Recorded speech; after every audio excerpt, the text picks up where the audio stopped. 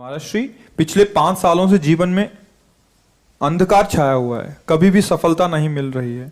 जीवन में आगे क्या करूं क्या ना करूं समझ नहीं आ रहा। सफलता किसे माना है आपने? महाराज जी, श्री जी मैं पढ़ाई पूरी की और मैंने श्री जी से कहा कि मैं अब क्या करूं। तो उन्होंने मुझे कुछ संकेत दिए थे कि आप सरकारी में जाइए और प्रभु की सेवा करिए। फिर सफलता नहीं मिल रही उसमें एग्ज़ाम में, और अभी है। आप हमारी बात समझिए। आपको श्री जी ने संकेत किया और आप सफलता नहीं प्राप्त कर, दोनों बातें झूठी है ना। दोनों बातें झूठी हैं। आप सत्य को स्वीकार कीजिए। श्री जी के संकेत को आप जानने लगे। आप श्री जी के संकेत तो तभी जब आप उनकी मन की बात जान लेना, तो आप कितने बड़े सिद्ध हो गए। और फिर सफलता किसकी चाहते हो? प्रकृति जन्य की। आप श्री जी के संकेत को जान जाओगे तो श्री जी के प्रेम की सफलता चाहोगे, लोकवत नहीं। और ये लोक की सफलता, सुनो पहले, प्रारब्ध के अधीन है। इसकी सफलता के लिए श्री जी से प्रार्थना मत करो। हमारी बात समझना। विद्यारण्य जी एक बहुत बड़े महापुरुष हुए हैं। उन्होंने अपने माता पिता को सुखी करने के लिए, धन प्राप्ति के लिए गायत्री अनुष्ठान किया। ब्राह्मण कुल में जन्म हुआ था। एक पुरस्चरण 24 लाख गायत्री होता है। उन्होंने एक पुरस्चरण किया, 2 पुरस्चरण किया, एक बार भी कोई धन की प्राप्ति नहीं हुई। आखिरी में उन्होंने संन्यास लिया। जो संन्यास लिया, माता गायत्री प्रकट हो गई।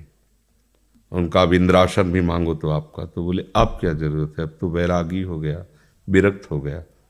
माता पिता भी पधार गए, उनकी सेवा के लिए अर्थ चाहना।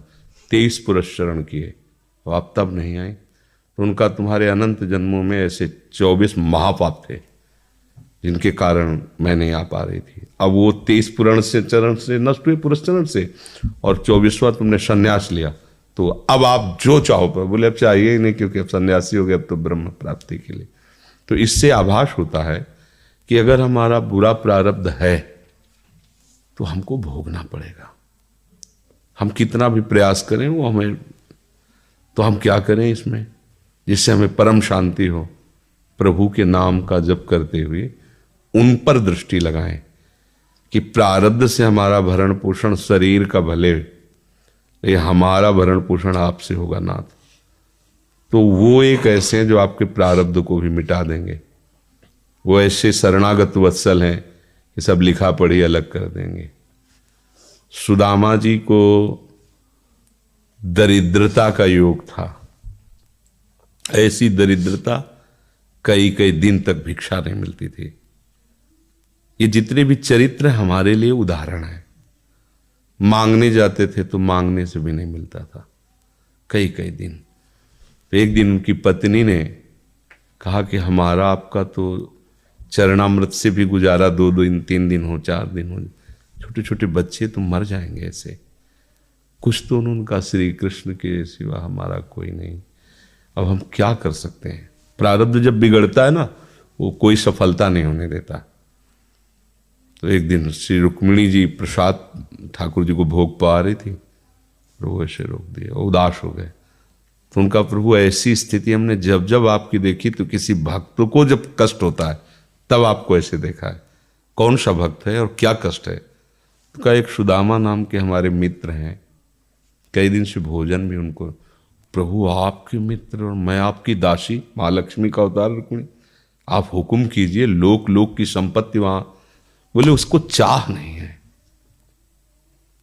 हमारे मित्र को चाह नहीं है, और चाह ना होने पर हम विवश हैं।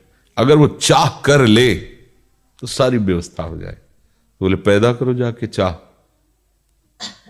बोले उनके हृदय में तो नहीं पैदा कर सकते, हम भी, क्योंकि जिस हृदय में भगवान का आश्रय और निरंतर चिंतन है, वहां माया की चाह नहीं होती। बोले उनकी पत्नी के हृदय में, बोले प्रयास करते हैं जाके। भगवान संत वेश में गए, भिक्षाम दे, वो निकली। अतिथि का सत्कार करना गृहस्थ का धर्म होता है।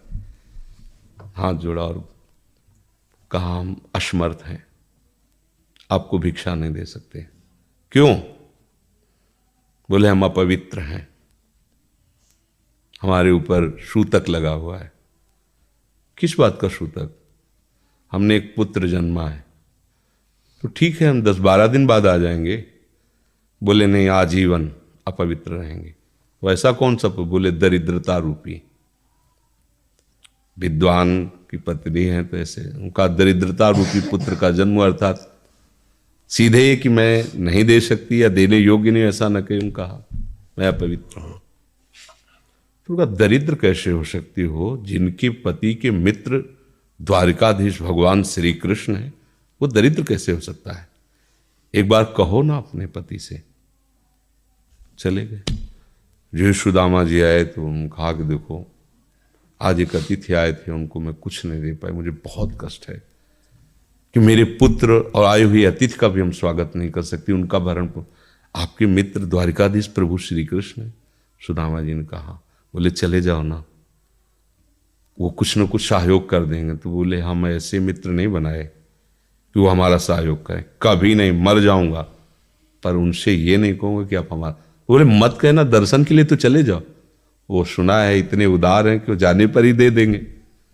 सुदामा ने कहा दर्शन के लिए तो जा सकते हैं, बहुत दिन हो गए, ठीक है, पर मित्र के पास जाए तो कुछ लेके जाना चाहिए, मेरे पास तो कुछ नहीं है ना। पड़ोस में जैसे किसी से मांगने गई तो अरे समय जब बिगड़ता कोई नहीं होता साथ। एक ने थोड़ी उदारता दिखाई तो चावल पछोरने पर जो आगे कणका होते चावल के, जो प्राय वो लिए सुदामा जी ने कहा हमारे प्रभु भाव के भूखे, कुछ ले जाएंगे, खाली हाथ तो नहीं है। पोट्री में सारांश में बता रहे हैं, द्वारपालों ने देखा कि हड्डी हड्डी शरीर में कई जगह से फटे वस्त्र, बेवाई फटी हुई, मतलब दिखाई दे रहा था दरिद्रता की मूर्ति है। तो उनका किससे मिलना है तुमको? तो उनका श्री कृष्ण से। बोले संभाल के बोलो, क्योंकि पार्षद है, अनंत कोट ब्रह्मांडों के नायक प्रभु के ऐसे बोले कोई श्री कृष्ण कोई ऐसे गली आए, उनका जाके तो तुम बोलो ना, श्री कृष्ण से जाके कह दो कि एक सुदामा नाम के ब्राह्मण आए हुए हैं। पार्षद प्रभु बड़ा अजीब आदमी है, आपका नाम बिना किसी सभ्यता के ले रहा है। वो कह रहा श्री कृष्ण से कह सुदामा, कूद पड़े, भगवान दौड़े। वो पार्षद वो सब की ब्रह्मा जी शंकर जी आते हैं तो वहां खड़े रहते हैं घंटों, भगवान ऐसे भागे जाके।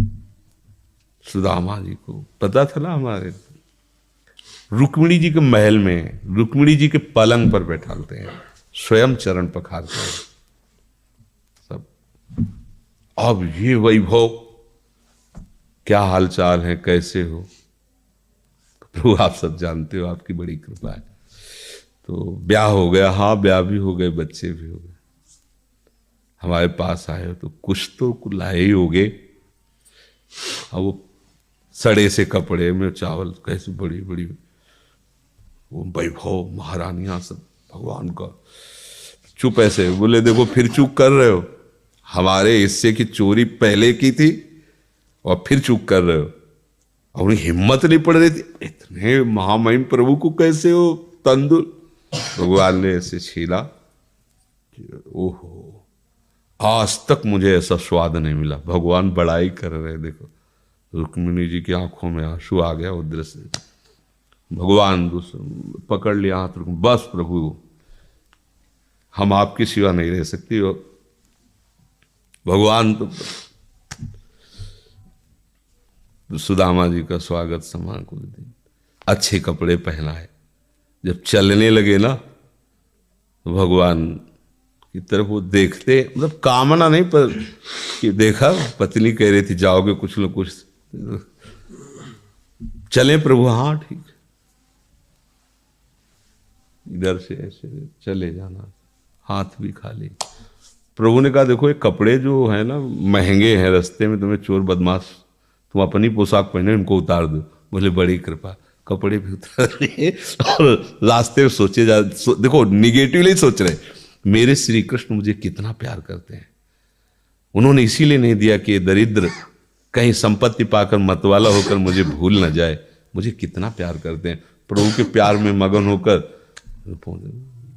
सुदामापुरी खड़ी जैसे द्वारिका। तो उनको भ्रम हुआ कि मुझे लगता है चलते चलते मैं पुनः द्वारिका आ गया। तो वहां पूछ रहे हैं कि ये किसका है। भगवान के पास विधाता है, उनका प्रभु ये तो गलत हो गया, इनके भाग्य में हमने लिखा था क्षय श्री, ऐश्वर्य का नाश, जीवन में नहीं ऐश्वर्य, क्षय श्री। भगवान ने उसका उल्टा कर दिया यक्ष श्री।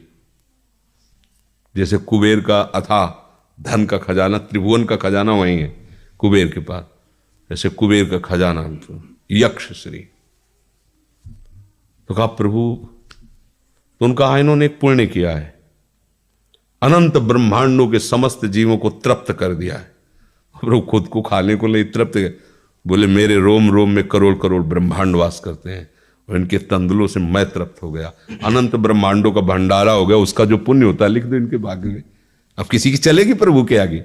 तो एकमात्र प्रारब्ध को मिटाने वाले भगवान है, कर तुम अकर तुम अन्यथा कर तुम। तो आप भगवान की शरण होकर उनका नाम जप कीजिए और उनसे प्रार्थना कीजिए कि आपको उचित लगे तो समस्या का समाधान कर दीजिए, नहीं तो मुझे समस्या से लड़ने